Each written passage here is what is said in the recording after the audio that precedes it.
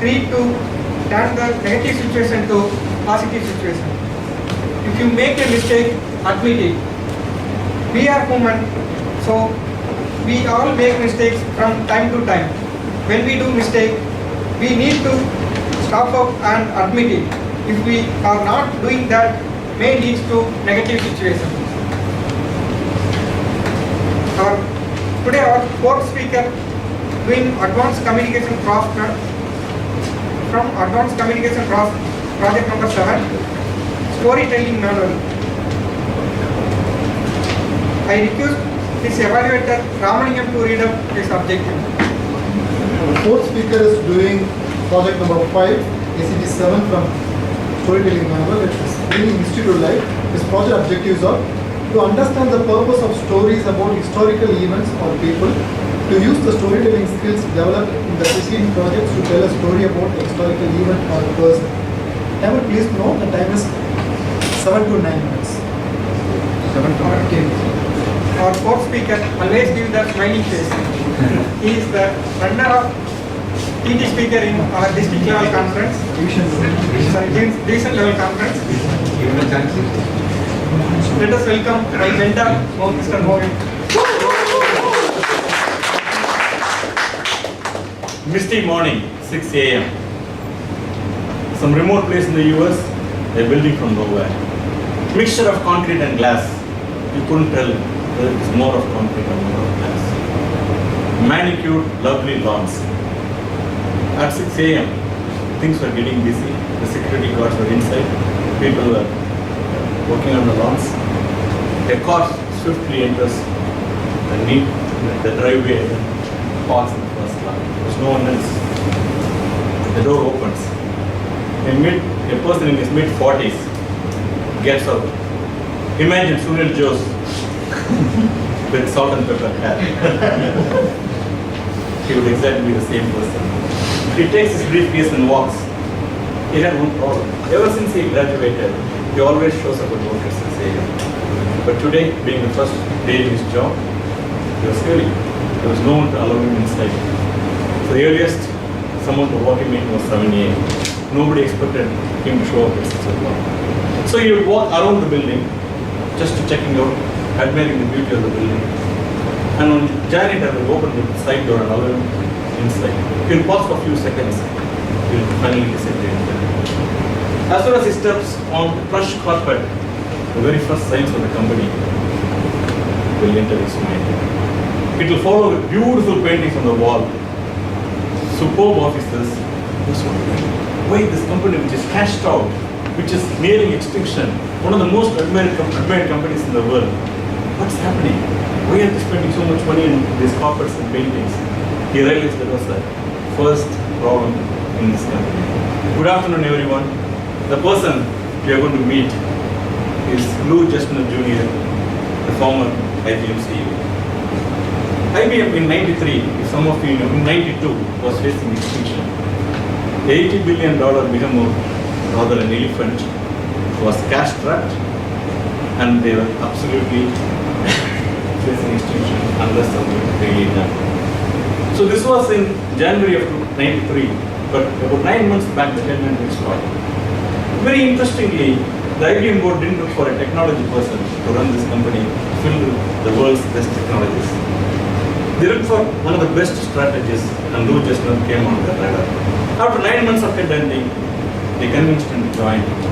And before that, he was actually running the cereal company, RGR Nabisco, most popularly known for Quaker Oats, which all of us are advised to eat. So Lou Justner Jr. was considered, and he proved that he is one of the best strategists the world has ever produced.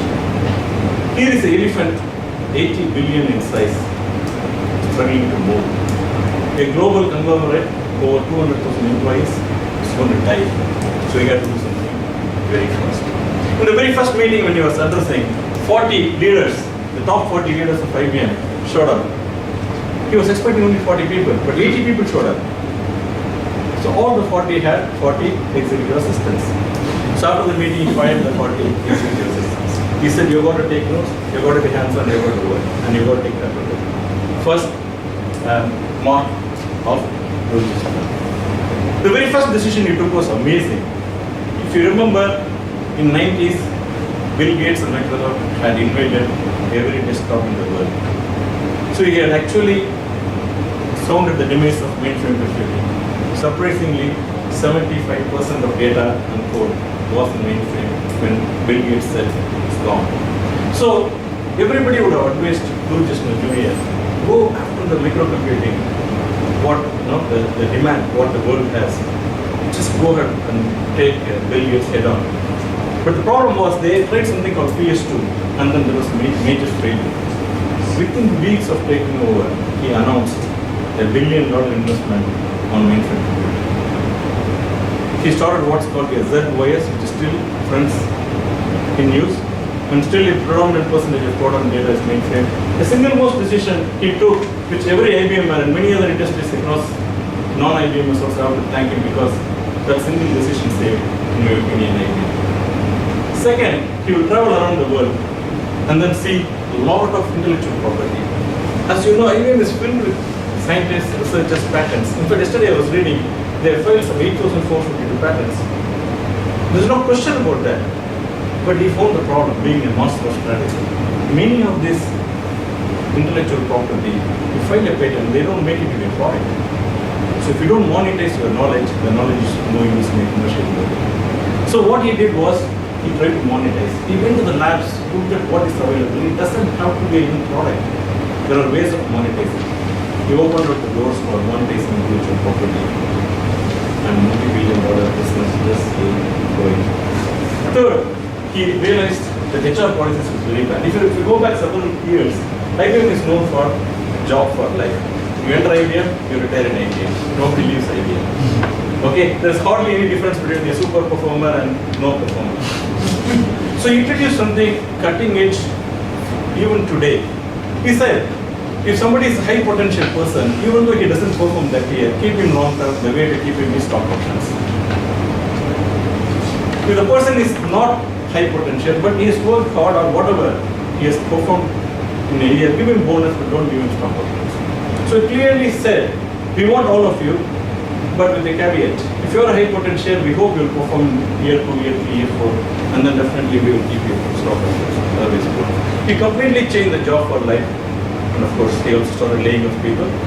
So the main thing is he brought a performance-based culture across the world. It shook IBM, but friends, today IBM is in place only because he really put objective measures in process. So he changed the microcomputing, he changed the HR policies, he invested in mainframe computing, changed HR policies, and then finally he sowed the seeds for services business. So IBM never had services business. He was just telling, hey, you are selling all these products. Why do you want other vendors to service? Right, simple. If you really look at every single decision he has taken, you can call it strategy, you can call it from a high-tech business school, all those are respected. But the point is, he could turn around IBM only because he made simple decisions. So he just simply said, start a services business. Friends, today, IBM services business is more than $30 billion. Definitely more than 30. I'm not up to date, maybe 40. So, what he taught is be simple. Elephants can dance. In fact, he's written a very beautiful book. If any of you haven't read, please read that. All he said was individually or as a company, we become sluggish. It happens to each one of us through our careers. You have to go back and look at yourself. Maybe you became sluggish in 3 years, 6 years, 10 years, 20 years, and after, I know most of you are young, so I shouldn't go beyond that. So all of us become sluggish, all of us recover. Sometimes we crawl, sometimes we walk, sometimes we run, but rarely we dance as we dance now in the years. And that's exactly what makes a long-term career. So he just proved to the world that strategy is simple. Strategy is step-by-step process, nothing complicated. And an elephant of 80 billion size, it's not good enough just for it to get up, walk, crawl, it has to dance. So all he did was made this huge elephant dance. And after 22 years, in fact he retired in 2002. So 9 years he turned IBM into a behemoth. It just took only 18 months to make IBM profitable. He took only less than a year to remove the cash traps and then all the infrastructure conservation to release the funds, and also several things like I said, monetizing the individual property, unlock it, and unleash billions of dollars into the company. So today, we know it's a 300,000 plus company. It was always admired, but in case you didn't know, 92 was facing extinction. And it just made one strategist to come and take very simple decisions. And he knew this elephant had two hands, just not walk up.